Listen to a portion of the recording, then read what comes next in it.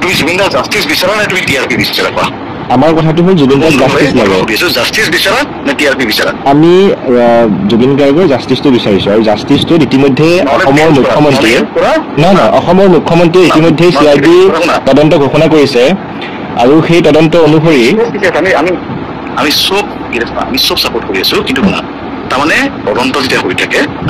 তুমি মোক কিবা সুধিবা মই তোমাক কিবা কম মিডিয়াত ওলাব জুবিন দাৰ জাষ্টিছ নাপাব ন নহয় জাষ্টিছটো পাবই লাগিব দাদা কাৰণ দাদা আমাৰ আবেগ দাদা আমাৰ স্বাভিমান গৌৰৱ গতিকে জাষ্টিছটো আমাক পাবই লাগিব মই বেলেগ এটা বস্তু তুমি নিজে হেৰি কৰিছাচোন ইণ্টাৰনেশ্যনেল ল হিচাপে ছিংগাপুৰত জাষ্টিছটো চবতকৈ বেছি পায় মানে ল এণ্ড অৰ্ডাৰ ষ্ট্ৰং হয় কিয় হয় যেতিয়া এটা ইনকুৱাৰী হৈ থাকে একো বস্তু মিডিয়াত আহিব নিদিয়ে যাতে কাৰোবাৰ ওপৰত যদি ইনকুৱাৰী হৈ আছে গম পাব নালাগে ন দাদা মোক আপুনি এটা কথা কওকচোন মই গম পালো মই লটো মই বুজি পালো মই আমাৰ ভাৰতীয় লটো বুজি পালো আপোনালোকৰ ছিংগাপুৰৰ লটো ধৰক আপুনি ভালদৰে বুজি পাব মই সেইটো ভালদৰে বুজি নাপাম আপুনি এটা কথা কওকচোন যে জুবিন দাই যেতিয়া পানীত সাঁতুৰি আছিলে তেখেতৰ লাইফ জেকেট নাছিলে তেখেতৰ গাত কিন্তু আপোনালোকে কেনেকৈ সাঁতুৰিব দিলে পানীত লাইফ জেকেট নিপিন্ধাকৈ আমি দেখিছো যে বহু কেইগৰাকী কৈ আছে আপোনালোকৰ বহু কেইগৰাকী কৈছে যে আপুনি সাঁতুৰি যাওক আপোনালোকৰ আপুনি কৈছে নে নাই মই নাজানো কিন্তু আপোনালোকৰ মাজৰে এইটো মই কৈ আছো মিডিয়া স্পেকুলেশ্যনটোত বহুত খেলি মেলি হয় বেলেগ ওলাই আছে আৱাজ বেলেগ ওলাই আছে ভিডিঅ' কেইটা তাৰ পৰাই অহা তাৰ পৰা আপোনালোকৰ লগত থকা যিকেইগৰাকী লোক তাৰ মাজৰ দুই এগৰাকীয়ে ভিডিঅ' কেইটা পঠাইছে তেওঁলোকৰ মাজৰে পৰাই ভিডিঅ' কেইটা পঠাইছে ভিডিঅ'টোত তাৰমানে শুনা তোমালোকে যেতিয়া চাই আছা আৰু ইয়াতে যেতিয়া হেৰি চাই আছে সিহঁতে চাই আছে ন বুজি পাইছানে কম তোমাৰ আৱাজটো আকৌ ট্ৰাই কৰিছে মই তোমাক সেইটোৱে কৈছো যে ইয়াতে যোনবোৰ চাই আছে একদম ফৰেনচিক হিচাপে চাই আছে ন তোমালোকে এটা মিউজিক বাজি আছে বেলেগ পিনে দুটা মানুহ বেলেগকে কথা পাতি আছে সন্মুখত জুবিন দা বেলেগ পিনে আছে হয়নে চ' সেইবোৰ তাৰমানে তোমালোক ধৰি লোৱা মিডিয়াত হয় হয়নে ইহঁতে ইনভেষ্টিগেটিং এজেঞ্চি ইহঁতে বেছি ভালকে চাব হয়নে বেলেগৰ লগত মিলাই পেলাই কৈ আছে দাদা আপুনি এটা কথা মই আপুনি 1 মিনিট মোক সময় দিয়ক মই আপোনাৰ কথা কৈছো আপুনি নিশ্চয় আমাৰ টেলিভিশ্যনত দেখিছে যে প্ৰায় আজি 1.5 লাখ মানুহ আজি তেওঁৰ অন্তিম যাত্ৰাত হৈছে আৰু যোৱা কেইদিন আপোনাৰ প্ৰায় 10-15 লাখ মানুহে তেওঁৰ ওচৰত অন্তিম শ্ৰদ্ধাঞ্জলি দিবলৈ আহিছে কাৰণ জুবিন দা আমাৰ আবেগ আছিল গৌৰৱ আছিল স্বাভিমান আছিল অসমৰ এক প্ৰকাৰ আত্মা আছিল কিন্তু আপোনালোকে তাত যেনেধৰণে জুবিন দাক আমি যিটো ভিডিঅ'ত দেখিছো মই সেই অনুসৰি কৈছো আপোনালোকে তাত যেনেধৰণে জুবিন দাক মই কৈছো ভিডিঅ'বোৰ ভাঙি মেলি আছে সেইকাৰণে তাৰমানে ইনভেষ্টিগেশ্যনটো প্ৰপাৰ নহ'ব মই সেইকাৰণে কৈ আছো তোমাক চোৱা মিডিয়া কৰা আৰু পুলিচ ট্ৰেইনিং লৈ পেলাই মানুহবোৰে ইনভেষ্টিগেট কৰে মানুহখিনি ডিফেণ্ড ন হয়নে সিহঁতে কি চাব লাগে অৰিজিনেল ভিডিঅ'টো কি হয় তুমি যোনটো পাইছা সেইটো বা কি হয় হয়নে সিহঁতে বোলে চাব চ' আমি এতিয়া কিবা কোৱাটো আমাৰ নিষেধ আমি সেইকাৰণে তুমি ফোন কৰিছা মই হ'লেও কৈ আছো তোমাক মই আইডেণ্টিটি মোৰ ৰিভিল হোৱাটো হেৰি একচুৱেলি শুদ্ধ নহয় বুজিছা কাৰণ আমি তাৰমানে আমাৰ পিনৰ পৰা ইয়াতে চাইনিং হেৰি যে আমি সিহঁতক পুৰা হেল্প কৰিম আচলটো ওলাব লাগে জুবিন দাক ন্যায় লাগে এতিয়া আপোনালোকে ছিংগাপুৰ আৰক্ষীক সহায় কৰিব ঠিকে আছে এতিয়া অসম আৰক্ষীয়ে অসমৰ মুখ্যমন্ত্ৰীয়ে তদন্ত ঘোষণা কৰিছে CIDয়ে তদন্ত কৰিব CID তদন্তত আপোনালোকে সহযোগ কৰিব নে নকৰে অসমৰ আৰক্ষীক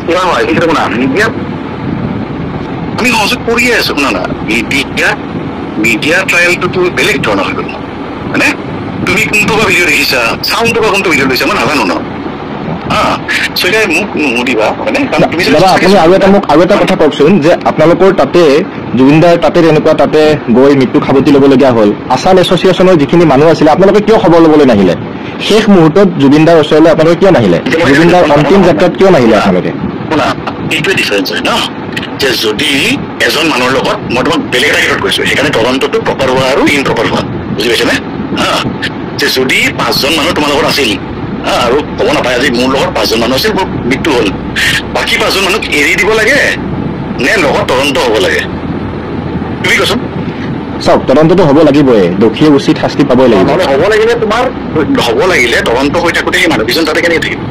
না আপুনি চাওক শুনা না এইটো মিডিয়া ট্ৰায়েল নকৰিবা শুনা তুমি এতিয়া মোক কেনেকৈ নম্বৰটো পাইছা কি পাইছা নাজানো নম্বৰটো থৈ দিছোঁ বাৰু আমি জুবিন দাৰ জাষ্টিছটো ল'ম একেলগে না মই তোমাক আকৌ কৈ আছো যদি সহায় কৰিব বিচাৰিছে তেতিয়াহ'লে একদম একো বেলেগে গম নোপোৱাকৈ জাষ্টিছটো হ'ব দিয়া তদন্তটো হ'ব দিয়া কাৰণ এইবোৰ তাৰমানে ইয়াতে যোন দেশত আছে সেই দেশৰ ৰুল হয় ন আমি কি যি দেশৰ আছিলে সেই দেশৰ ৰুল হয় কিন্তু আমি আমাৰ জুবিন দাক হেৰাইছো অসমবাসী আমাৰ জুবিন দাক হেৰাইছে কিন্তু প্ৰথম কথা হ'ল জুবিন দা শুনা আমি হেৰাইছো মই অসমীয়া হয় শুনা তুমি মোতকৈ বেছি অসমীয়া নহয় বুজি পাইছা তুমি মোতকৈ বেছি অসমীয়া নহয় বুজি পাইছানে কিন্তু আপুনি মই সিমানে অসমীয়া ঠিক আছে মই যিমান অসমীয়া আপুনি সিমানে অসমীয়া কিন্তু আহি আছো সিমানে অসমীয়া আমি সকলো একেই অসমীয়া কিন্তু কথাটো হ'ল জুবিন দাই কিন্তু আমাৰ অসমত থাকি তেওঁৰ শেষ সময়খিনি অসমত থাকিব নাপালে ছিংগাপুৰত আপোনালোকৰ লগত গৈয়ে তেওঁ তাত মৃত্যু সাৱটি ল'বলগীয়া হ'ল সেই ইনচিডেণ্টটো আপোনালোকে জানিব কেনেকৈ মৃত্যু হ'ল আপুনি এতিয়াও কথাখিনি স্পষ্টকৈ কোৱা নাই আপুনি কৈছে যে তদন্তৰ খাতিৰত এই কথাখিনি কোৱা নাই ন্যায় লাগে সেইটো বুজিছো যদি তদন্ত হৈ আছে